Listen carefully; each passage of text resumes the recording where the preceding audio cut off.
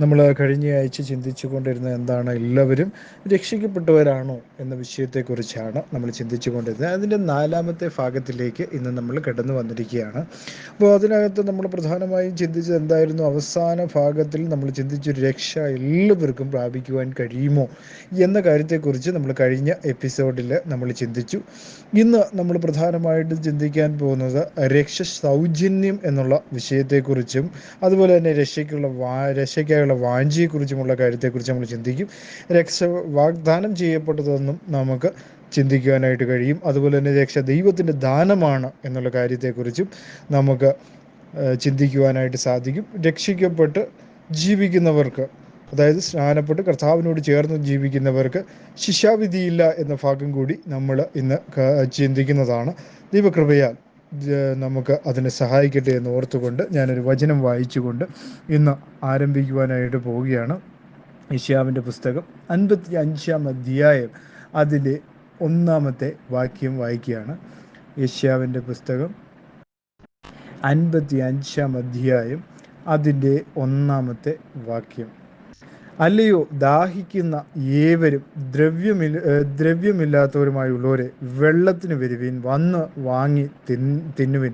നിങ്ങൾ വന്ന് ദ്രവ്യവും വിലയും കൂടാതെ വീഞ്ഞും പാലും വാങ്ങിക്കൊള്ളുവിൻ എന്ന് അവിടെ രേഖപ്പെടുത്തിയിരിക്കുകയാണ്. യെശയ്യാവിൻ്റെ പുസ്തകം 55-ാം അധ്യായം 1-ാമത്തെ വാക്യമാണ് നമ്മളോട് ഇന്ന് കർത്താവിൻ്റെ ആത്മാവ് സംസാരിച്ചത്.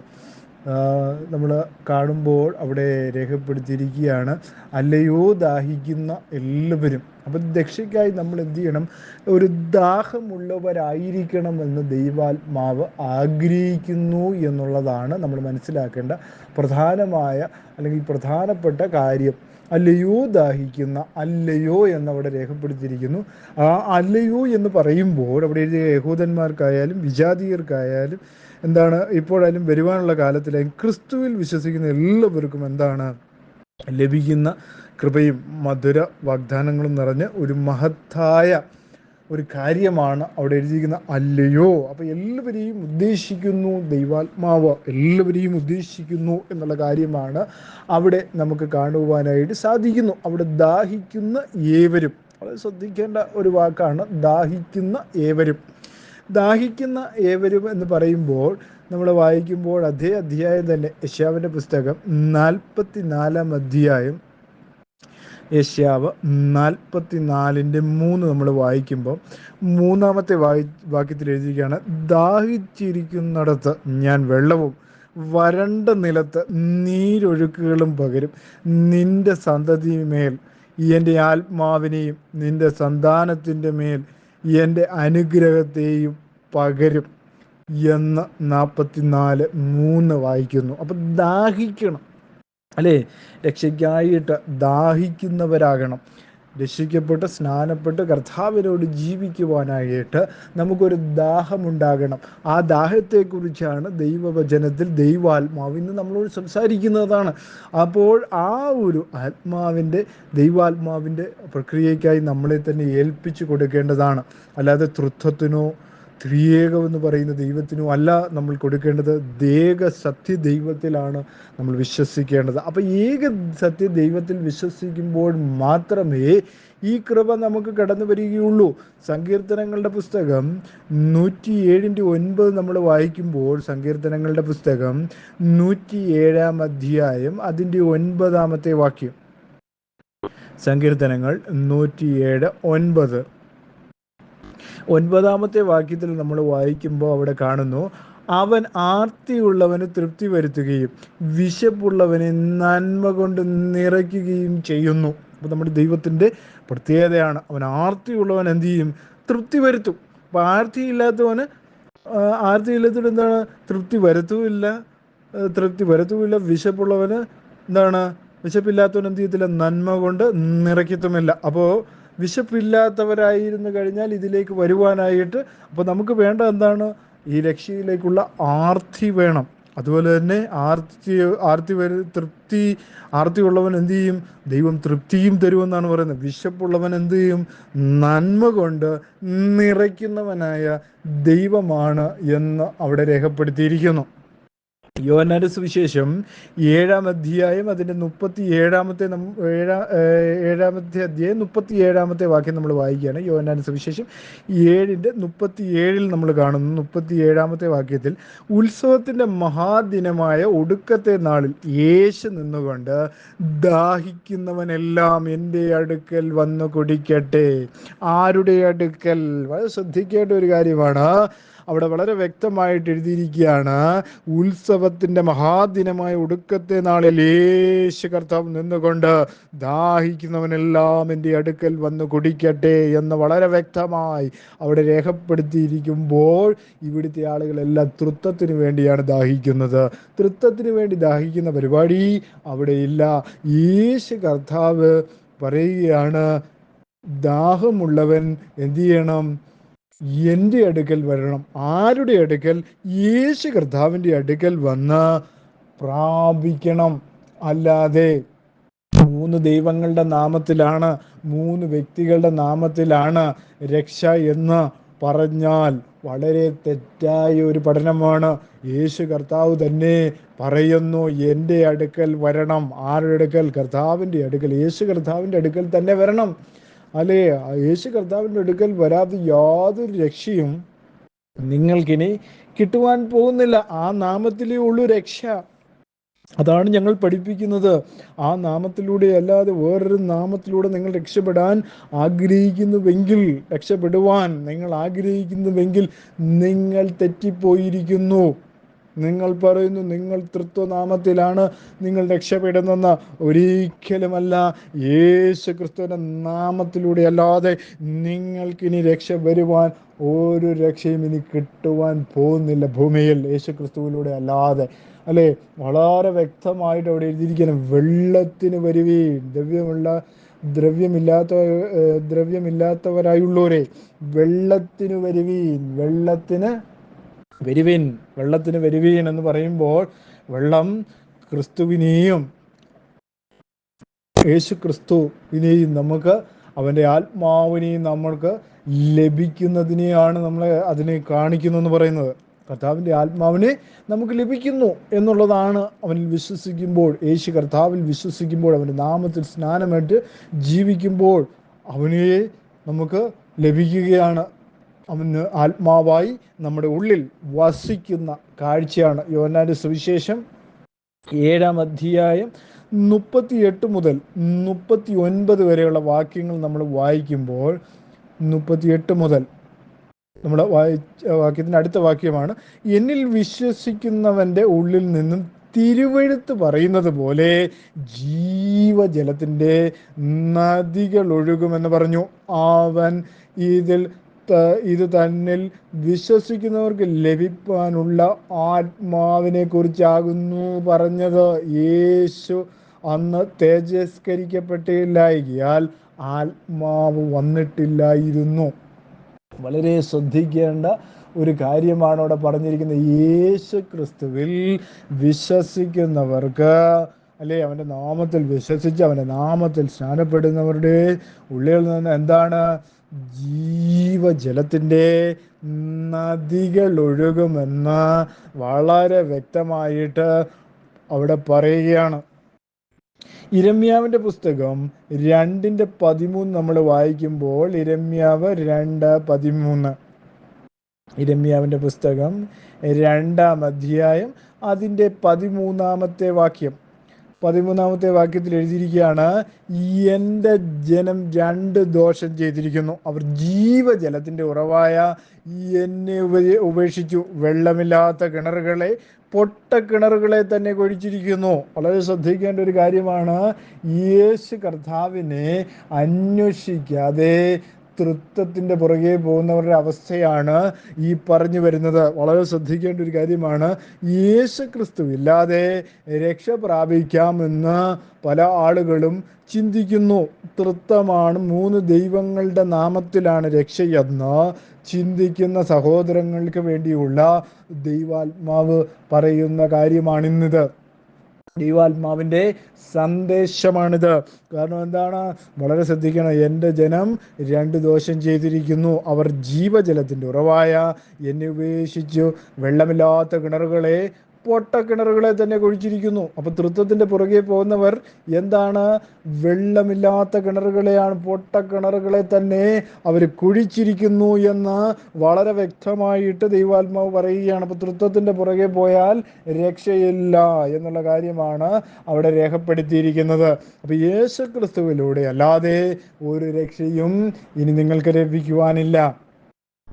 യിരെമ്യാവിന്റെ പുസ്തകം 17-ാം അധ്യായം അതിൻ്റെ 13-ാമത്തെ വാക്യത്തിലേക്ക് വരുമ്പോൾ 13-ാമത്തെ വാക്യത്തിൽ എഴുതിയിരിക്കുകയാണ്, ഇസ്രായേലിന്റെ പ്രത്യാശയായ യഹോവേ, നിന്നെ ഉപേക്ഷിക്കുന്ന ഏവരും ലജ്ജിച്ചു പോകും. എന്നെ പോകുന്നവരെ മണ്ണിൽ എഴുതി വയ്ക്കും. അവർ ജീവനുള്ള വെള്ളത്തിന്റെ ഉറവായ യഹോവയെ ഉപേക്ഷിച്ച് കളഞ്ഞല്ലോ. അപ്പൊ ജീവനുള്ള വെള്ളത്തിന്റെ ഉറവായ യഹോവ ആരാണ്?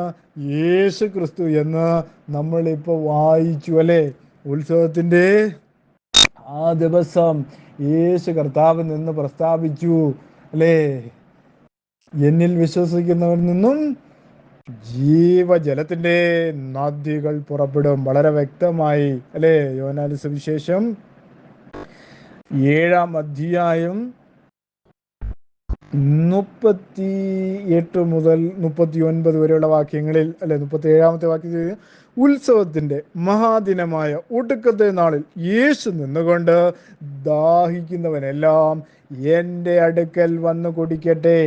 ആരുടെ അടുക്കൽ? യേശു ക്രിസ്തുവിൻ്റെ അടുക്കൽ വന്നു കുടിക്കട്ടെ. ഇപ്പോൾ നമ്മൾ ലാസ്റ്റ് വായിച്ച വാക്യത്തിൽ എഴുതിയിരിക്കുകയാണ്, അവരിനെ വിട്ടുകളഞ്ഞിരിക്കുന്നു. ആരെ? യേശു കർത്താവിനെ വിട്ടുകളയുന്നവരാണ് തൃത്വക്കാർ. രണ്ടാമനായിട്ടും അല്ലേ, തൃത്വത്തിലെ രണ്ടാമനായിട്ട് തള്ളിക്കളഞ്ഞിരിക്കുകയാണ്. രണ്ടാമത്തെ വ്യക്തിത്വമാണ്. അല്ല, അവർ സാക്ഷാൽ ദൈവമായവൻ്റെ ജഡത്തിലുള്ള വെളിപ്പാടാണെന്ന് വിശ്വസിക്കാതെ, അവൻ്റെ നാമത്തിൽ സ്നാനപ്പെടാതെ, 3 ദൈവങ്ങളുടെ നാമത്തിൽ സ്നാനപ്പെടാൻ പോകുന്നവരെല്ലാം എന്ത് ചെയ്തുകൊണ്ടിരിക്കുക? പൊട്ടക്കിണറുകളെ കുഴിച്ചു കൊണ്ടിരിക്കുന്നു എന്നുള്ള കാര്യം ദൈവാത്മാവ് വളരെ വ്യക്തമായി അവിടെ പറയുന്നതായിട്ട് നമുക്ക് കാണുവാനായിട്ട് സാധിക്കുന്നു. പ്രിയ സഹോദരങ്ങളെ, അപ്പോൾ ക്രിസ്തു എന്താണ്? യേശു ക്രിസ്തു ആരാണ്? ജീവജലത്തിൻ്റെ ഉറവിടമാണ്. നിത്യജീവന്റെ ജലം ലഭിക്കണമെങ്കിൽ ക്രിസ്തുവിൻ്റെ സന്നിധിയിൽ വന്ന് കുടിക്കണം. അത് സൗജന്യമായിട്ട് എല്ലാവർക്കും നൽകപ്പെടുന്നു. ആരിലൂടെ? കർത്താവായ യേശു ക്രിസ്തുവിലൂടെ, അല്ല തൃത്വത്തിലല്ല. വളരെ വ്യക്തമായിട്ടാണ് അവിടെ രേഖപ്പെടുത്തിയിരിക്കുന്നത്. നമ്മൾ വായിച്ചു അല്ലേ? പണം കൊടുത്തോ, ദാനധർമ്മങ്ങൾ നടത്തിയോ, സൽപ്രവർത്തികൾ മുഖാനമോ ക്രിസ്തുവിൻ്റെ സുവിശേഷത്തിൻ്റെ അനുഗ്രഹങ്ങൾ വാങ്ങുവാൻ സാധ്യമല്ല. വളരെ ശ്രദ്ധിക്കേണ്ട ഒരു കാര്യമാണ്. വിശ്വാസത്താൽ എന്ത് ചെയ്യണം? ക്രിസ്തുവിനെ സമീപിച്ച് നമ്മുടെ ഹൃദയം ക്രിസ്തുവിൻ്റെ തൃക്കരങ്ങളിൽ ഏൽപ്പിച്ചിട്ട് നമുക്ക് രക്ഷ പ്രാപിക്കുവാനായിട്ട് സാധിക്കണം. അങ്ങനെ മാത്രമേ രക്ഷപ്പെടുകയുള്ളൂ. അല്ലാതെ ഒരിക്കൽ രക്ഷപ്പെടത്തില്ല. തൃത്വനാമത്തിലുള്ള സ്നാനത്തിലാണ് രക്ഷ എന്ന് ഇവിടുത്തെ പലരും പഠിപ്പിക്കുമായിരിക്കും. പക്ഷേ ദൈവവചനം വളരെ വ്യക്തമായിട്ട് പറയുന്നു, ക്രിസ്തേശു മുഖാന്തരമല്ലാതെ നിങ്ങൾ ആരും എന്ത് ചെയ്യത്തില്ല? രക്ഷപ്പെടുകയില്ല. അവൻ്റെ നാമത്തിൽ ഉള്ള സ്നാനത്തിലൂടെ അല്ലാതെ നിങ്ങൾ രക്ഷപ്പെടുകയില്ല. വെളിപ്പാട് പുസ്തകം 3:18 ഞാൻ വായിക്കുകയാണ്. വെളിപ്പാട് പുസ്തകം 3:18 18-ാമത്തെ വാക്യത്തിൽ, നീ സമ്പന്നനാകേണ്ടതിന് തീയിലൂതിക്കടിച്ച പൊന്നും നിന്റെ നഗ്നതയുടെ ലജ്ജ വെളിവാകവണ്ണം ധരിക്കേണ്ടതിന് വെള്ളയുടുപ്പും നിനക്ക് കാഴ്ച ലഭിക്കേണ്ടതിന് കണ്ണിലെഴുതുവാൻ ലേപവും എന്നോട് വിലയ്ക്ക് വാങ്ങുവീൻ, ഞാൻ നിന്നോട് ബുദ്ധി പറയുന്നു എന്ന് അവിടെ രേഖപ്പെടുത്തിയിരിക്കുന്നു. അപ്പം ബുദ്ധി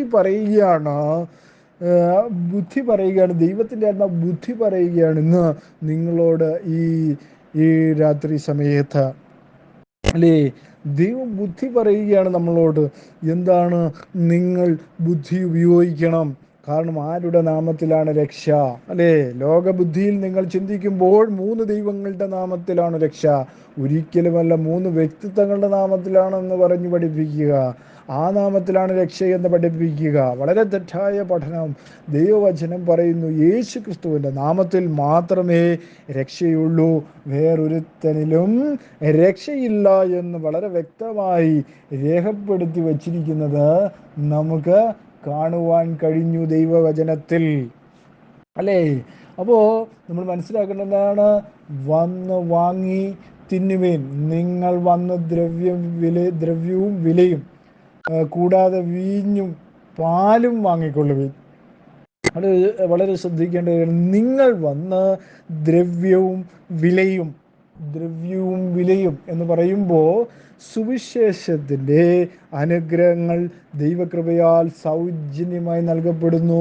അവൻ്റെ നാമമായ യേശു ക്രിസ്തുവിൻ്റെ നാമത്തിലൂടെ എന്ന് നമ്മൾ റോമർക്ക് എഴുതിയ ലേഖനം 3-ാം അധ്യായം അതിൻ്റെ 3-ന്റെ-24 നമ്മൾ വായിക്കുമ്പോൾ, റോമർക്ക് എഴുതിയ ലേഖനം 3-ാം അധ്യായം അതിൻ്റെ 24-ാമത്തെ വാക്യം, 24-ാമത്തെ വാക്യത്തിൽ എഴുതിയിരിക്കുകയാണ്, അവൻ്റെ കൃപയാൽ ക്രിസ്തയേശുവിങ്കലിലെ വീണ്ടെടുപ്പ് മൂലം സൗജന്യമായത്രേ നീതീകരിക്കപ്പെടുന്നത്. അതായത് ദൈവത്തിൻ്റെ ജഡത്തിലുള്ള വെളിപ്പാടായ യേശു ക്രിസ്തുവിലൂടെയുള്ള രക്ഷ, അത് സൗജന്യമായി നമ്മൾ നീതീകരിക്കപ്പെടുന്നു എന്നവിടെ രേഖപ്പെടുത്തിയിരിക്കുന്നു.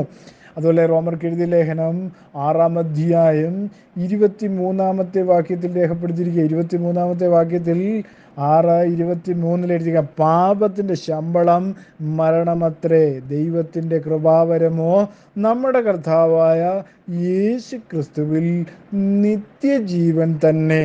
അപ്പോൾ കർത്താവായ യേശു ക്രിസ്തുവിലൂടെ അല്ലാതെ ഇനി നിങ്ങൾക്ക് സൗജന്യമായ ഒരു രക്ഷയും ലഭിക്കുവാൻ പോകുന്നില്ല. തൃത്വത്തിൻ്റെ നാമത്തിൽ ഒരു രക്ഷയും നിങ്ങൾക്ക് കിട്ടുവാൻ പോകുന്നില്ല എന്ന് വളരെ വ്യക്തമായിട്ട് ഈ വചനം നമ്മളോട് സംസാരിച്ചു കൊണ്ടിരിക്കുന്നു.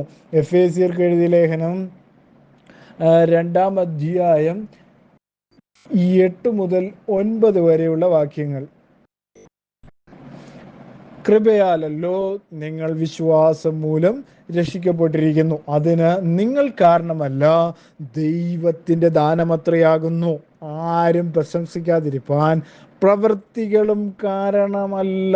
വളരെ വ്യക്തമായി അവിടെ രേഖപ്പെടുത്തിയിരിക്കുകയാണ്, പ്രവൃത്തികൾ അതിന് കാരണമല്ല. ഒന്നാമത്തെ, ആരും പ്രശംസിപ്പാതിരിപ്പാൻ എന്താണ്?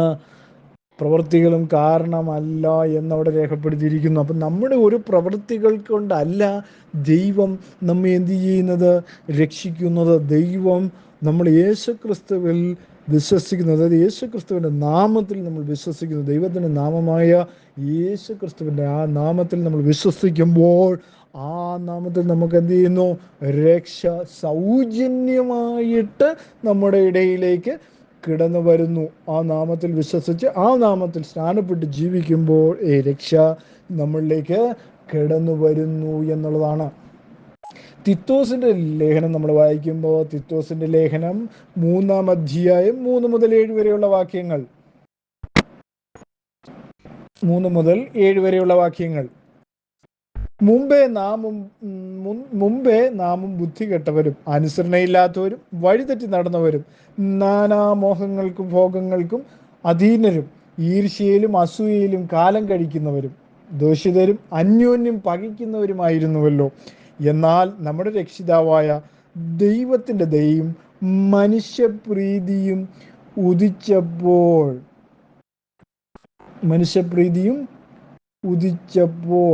വളരെ ശ്രദ്ധിക്കേണ്ട ഒരു കാര്യമാണ്. മനുഷ്യപ്രീതിയും ഉദിച്ചപ്പോൾ അവൻ നാം ചെയ്ത നീതി പ്രവർത്തികളല്ല, തൻ്റെ കരുണപ്രകാരമത്രേ രക്ഷിച്ചത്.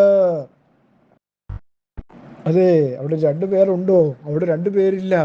ദൈവത്തിൻ്റെ കരുണ, ആ കരുണ കൊണ്ട് നമ്മൾ രക്ഷപ്പെട്ടു, അല്ലേ? നമ്മൾ എങ്ങനെയുള്ളവരായിരുന്നു എന്നാണ്? മുമ്പേ നാം മുമ്പേ ബുദ്ധി കെട്ടവരായിരുന്നു, അനുസരണയില്ലാത്തവരായിരുന്നു, വഴിതെറ്റി നടന്നവരായിരുന്നു, നാനാമോഹങ്ങൾക്കും ഭോഗങ്ങൾക്കും അധീനരും ഈർഷ്യയിലും അസൂയയിലും കാലം കഴിക്കുന്നവരും ദേഷിതരും അന്യോന്യം പകയ്ക്കുന്നവരുമായിരുന്നല്ലോ. എന്നാൽ നമ്മൾ ശ്രദ്ധിക്കേണ്ട ഒരു കാര്യം, നമ്മുടെ രക്ഷിതാവായ ദൈവത്തിൻ്റെ ദയയും മനുഷ്യപ്രീതി ഉദിച്ചപ്പോൾ, നമ്മുടെ രക്ഷിതാവായ ദൈവം ആരാണ്? യേശു ക്രിസ്തുവാണ് നമ്മുടെ രക്ഷിതാവായ ദൈവം. വളരെ ശ്രദ്ധിക്കേണ്ട ഒരു കാര്യമാണ്, രണ്ട് ദൈവമില്ല.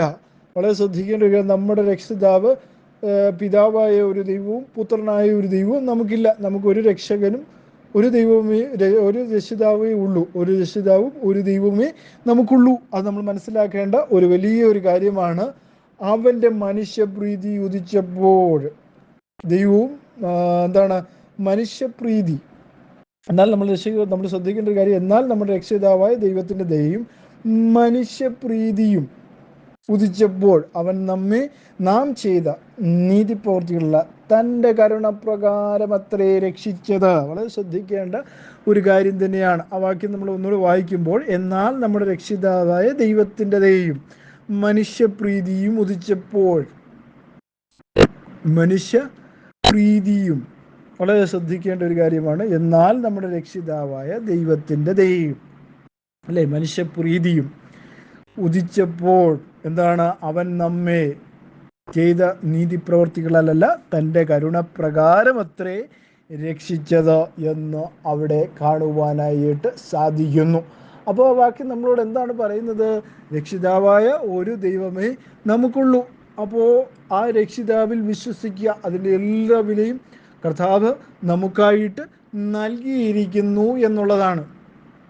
അപ്പോൾ 55 നമ്മൾ കടന്നു വരുമ്പോൾ, യെശയ്യാവിൻ്റെ പുസ്തകം 55-ാം അധ്യായം 1-ാം വാക്യത്തിലേക്ക് കടന്നു വരുമ്പോൾ, കൂടാതെ വീഞ്ഞു പോലും, ദ്രവ്യവും വിലയും കൂടാതെ വീഞ്ഞും പാലും. എന്താണ് ഈ വീഞ്ഞും പാലും? വളരെ ശ്രദ്ധിക്കേണ്ട ഒരു കാര്യമാണ്. വീഞ്ഞും